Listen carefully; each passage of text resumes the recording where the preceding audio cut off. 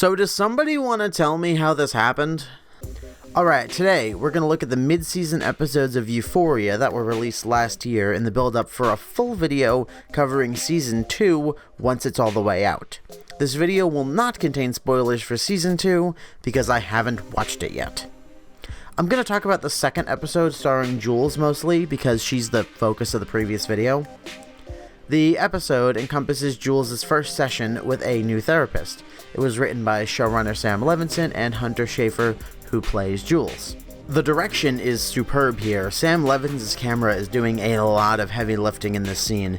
This man did 2 separate episodes in a row of mostly hour-long dialogue scenes, and the way they build the space really elevates the material.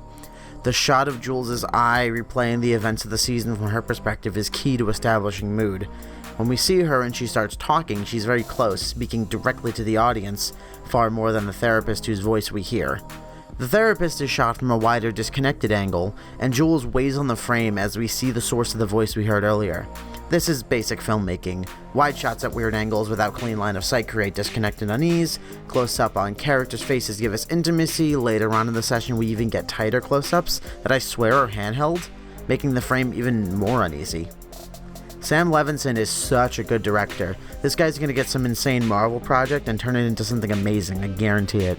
It's also cool the way Jules talks about men here. Her relationship to men is one of the biggest themes of the show overall. In fact, I think Jules views her relationship to men in the same way Rue thinks of her relationship to drugs. Granted, I've never been an addict, but the themes are definitely similar. The episode covers a lot of brave territory, especially for talking about transness in a culture that's still got a very black and white view of it. The biggest thing that shocked me was that first line, "I think I want to go off my hormones." Pop culture has a lot of contradicting ideas of what being trans is like. See previous video for a more in-depth discussion, but in summary, the prevailing narrative is of both being yourself and one of conformity, because as a trans woman, people will both laud you for bravery and living your truth and all this, but it's all bullshit the second you try to truly live some version of your actual life and the confusion starts. Like, it's beyond simply being weirded out. The therapist conflates the two. Jules mentions going off her hormones, and the therapist immediately counters with thinking of detransitioning. Jules rejects this. She has not thought for a second about detransitioning. What she's thought about is her relationship to manhood.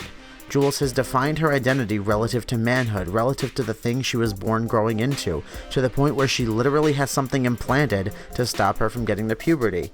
She talks about this as though she has spent her life transitioning to a man's idea of what a woman should be, because despite the seemingly intuitive contradiction, femininity is a very man-centric social construct.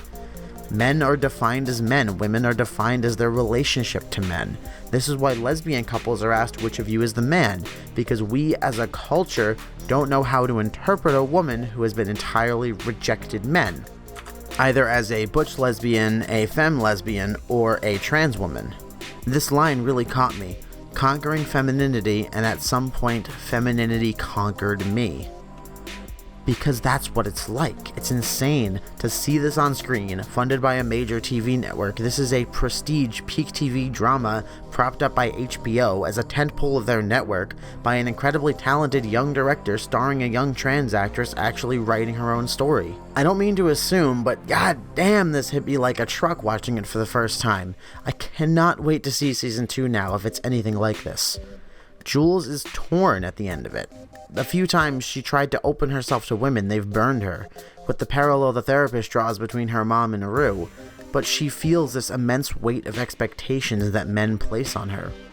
Her relationship with Nate, probably the only fully fulfilling relationship that either of them have ever had, was entirely online and entirely fictional. A pivotal moment is when Jules is fantasizing about her and Nate fucking, and she reaches for Rue's hand while Nate continues to rape her. That's the point of the episode. That's why this and the Rue episode are back to back like this. Jules needs Rue to escape from her demons as much as Rue needs Jules to escape from drugs. This is when it's important to call back to the first episode, the scene with the waitress in the diner. She wasn't able to get clean while balancing a relationship. Ali goes on also about how hard it is, even up until today, to balance his various families with his current and former life. Rue literally talks about Jules as the thing that keeps her sober, and failing that, Rue will keep relapsing because Jules is better than any drug she knows. And at the end of the episode, we snap back into Rue and Jules' shared dream of living together. Two sides of the same coin. Jules is afraid of relapsing into her mask of normative relationship and sexual roles as much as Rue is afraid of relapsing. It's telling that we see a flash of the same scene, but Rue replaced by a man during an earlier montage. Jules leaves the empty dream room after finding a presumably dead Rue in the bathroom, walking back into her father's voice unseen as the camera pulls back from the mirror. And in the last scene before season 2 starts, we see Rue wearing the same shirt she had on in the dream scene way back at the start of her episode. They're both fighting so hard because they know all conventional wisdom is telling them that they need to work on themselves and that self-improvement is more important than their relationship. But I don't think that matters to them.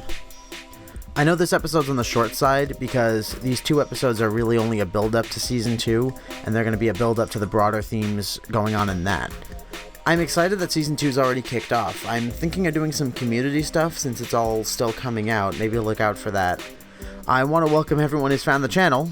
My subscription count has gotten kind of crazy high in the last few weeks. I never thought I'd get this far, especially when I stopped making videos for a while.